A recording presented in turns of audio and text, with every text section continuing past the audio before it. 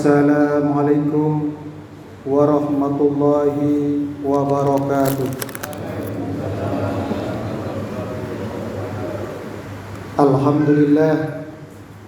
Alhamdulillahilladzi ja'ala syahru Ramadan sayyidas syuhur wa anzala fihi al-Qur'an hudan lin-nasi wa bayyinatin minal huda wal furqan. Asyhadu an la ilaha illallah wahdahu la syarika lah wa asyhadu anna Muhammadan abduhu wa rasuluh la nabiyya wa la rasula ba'dah. Allahumma salli wa sallim wa barik ala Muhammad wa ala alihi wa ashabil amjad. Amma ba'du. Alhamdulillah, puji syukur marilah kita panjatkan kehadirat Allah Subhanahu wa taala atas segala nikmat dan karunia-Nya. Sampai detik ini Allah tidak terlena, Allah tidak pernah berhenti untuk mencurahkan nikmat kepada kita semuanya.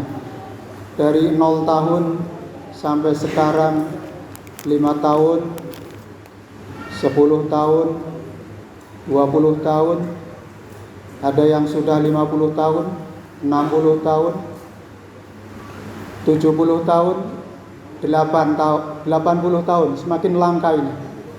Dan 90 tahun, kelihatannya jamaah ini tidak ada yang lebih dari 80 atau 90 tahun.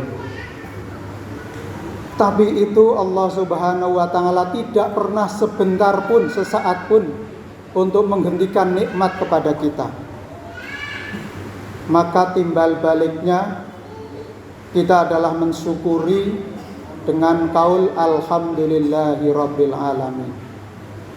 Dengan harapan semoga nikmat ini bisa kita konversikan menjadi amal-amal soleh, menjadi ahsanu amalah, menjadi amal yang terbaik bagi kita untuk bekal untuk menghadap Allah Subhanahu wa taala. Apalagi bagi orang-orang yang beriman, orang-orang yang menunaikan ibadah siam, kelak kita akan mendapatkan 2 kebahagiaan. Yang pertama adalah inda iftar. Sudah tadi jam 17.49 untuk waktu Wonobiri berdasarkan hisab, adzan maghrib jam 17.49. Itu adalah kenikmatan yang pertama, yang real, yang langsung kita rasakan. Itu kenikmatan berbuka puasa. Setelah seharian menahan lapar dan dahaga, Allah perkenankan kita untuk berbuka puasa. Ini adalah poin pertama, kenikmatan yang langsung kita rasakan, yaitu nikmat yang terkait dengan jasmaniah kita. Sedangkan yang kedua adalah inda liqa'a rabbih, ketika kita sekalian itu menghadap kepada Allah Subhanahu wa taala. Tidak ada yang bisa kita banggakan. Semua aset-aset yang kita miliki, dari berbagai macam usaha yang telah kita lakukan, kekayaan dan semua apa yang ada pada diri kita, itu akan kembali kepada Allah. Hanya yang kembali adalah amal-amal kita. Kita menghadap kepada Allah biqalbin salim, dengan hati yang suci, dengan hati yang bersih. Maka kebersihan hati ini harus kita jaga dari sekarang sampai wala tamutunna illa wa antum muslimun. Kita jaga dari sekarang sampai kelak Allah memanggil kita pada waktu yang sesuai dengan amal kita masing-masing. Jadi karena misteri kematian itu tidak ada yang tahu, sekalipun seperti Pak Dr. Yosi ini tahu tentang kesehatan, tapi tidak tahu tentang kapan matinya ya Pak ya. Nggak ada. Kita tidak ada yang tahu kapan kita akan meninggal. Disinilah poin kita untuk senantiasa jadidu imanakum, memperbarui terus keimanan kita kepada Allah. Terus kita suntik energi ketakwaan itu kepada diri kita, sehingga kita tidak pernah lalai ataupun terah surut. Jamaah rahimakumullah, maka mari kita renungkan firman Allah dalam surat Fatir ayat 32. A'udzu billahi minasyaitonir rajim. Bismillahirrahmanirrahim. Tsumma awrasnal kitabal ladzina taznahum min ibadina faminhum dzalimun li nafsihi wa minhum muqtasid wa minhum sabiqu bil khairat biidznillah dzalika huwal fadlul kabir. Jamaah rahimakumullah, ada keyword, ada 3 kata kunci di sini, yaitu orang-orang yang kami wariskan kitab Al-Quran kepada orang-orang yang kami pilih dari hamba-hamba kami. Maka ada di antara mereka ada yang berlaku zalim terhadap dirinya sendiri, yaitu dzalimun li nafsi. Wa minhum muqtasidun, yang kedua adalah muqtasid, dan yang ketiga adalah wa minhum sabiqun bil khairat. Yang pertama adalah dzalimun li nafsi, yaitu orang-orang yang zalim terhadap dirinya sendiri.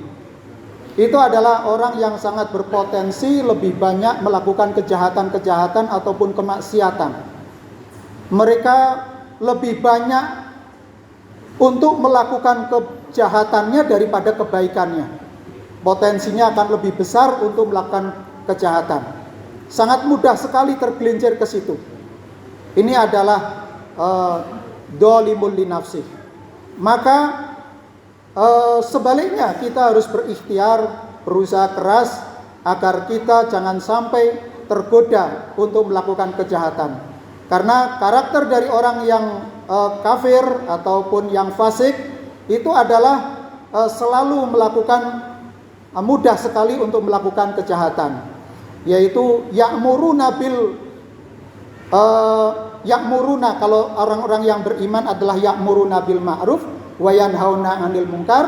Sebaliknya kalau orang yang fasik adalah ya'muruna munkar wa yanhauna 'anil ma'ruf.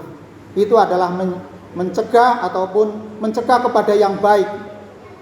Sementara kalau kita beriman adalah mendorong kita untuk senantiasa melakukan kebaikan, sekaligus kita adalah mencegah kemungkaran. Tapi orang-orang yang zalim ini akan condong untuk melakukan banyak kemungkaran daripada kebaikannya.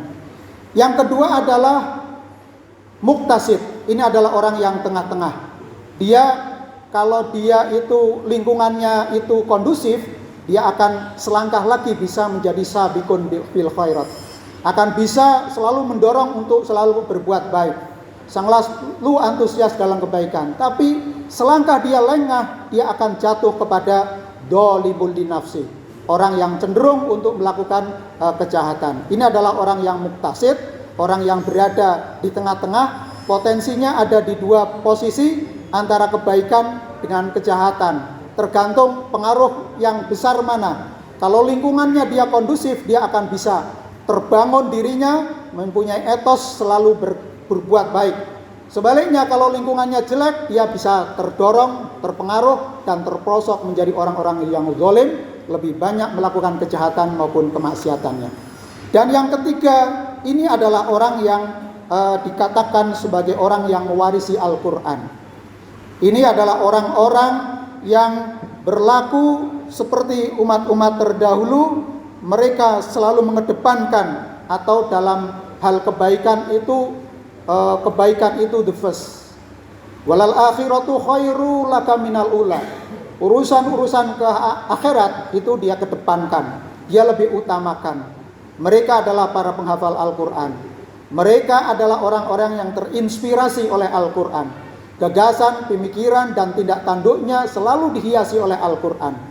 Inilah yang dikatakan oleh Baginda Aisyah radhiyallahu anha bahwa akhlaknya Kanjeng Nabi Muhammad sallallahu alaihi wasallam kal Quran, seperti Al-Quran yang hidup, atau the living Quran, hidup, atau Al-Quran yang hidup, Al-Quran yang terlalu diimplementasikan dalam perbuatan dan tindak tanduk. Inilah jamaah rahimakumullah, kita menjadikan orang-orang yang sabiqun bil khairat, orang yang selalu berjuang, selalu mendahulukan, bergegas-gegas untuk melakukan kebaikan.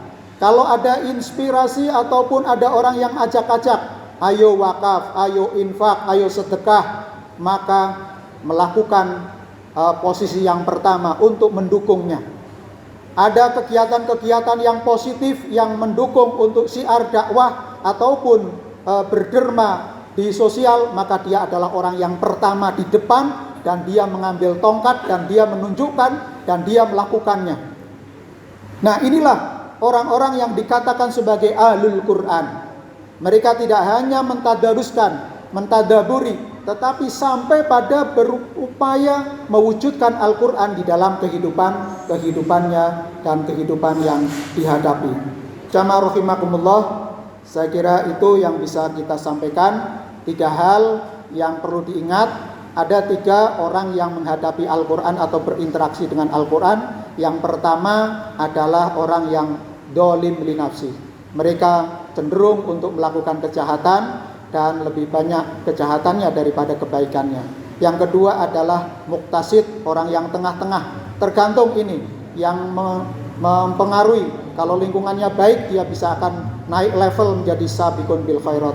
Yang ketiga adalah sabiqun bil khairat, orang yang senantiasa mentadaburi Al-Quran, membaca Al-Quran, mengamalkannya Al-Quran dalam kehidupannya dan merasakan indah dan bisa merasakan halawatul iman, manisnya iman kepada Allah Subhanahu wa taala. Semoga kita bisa meraih la'allakum tattaqun, menjadi pribadi yang muttaqin, yang sukses di dunia dan selamat di akhirat. Billahi fisabilil haq fastabiqul khairat. Wassalamualaikum warahmatullahi wabarakatuh. Assalamualaikum warahmatullahi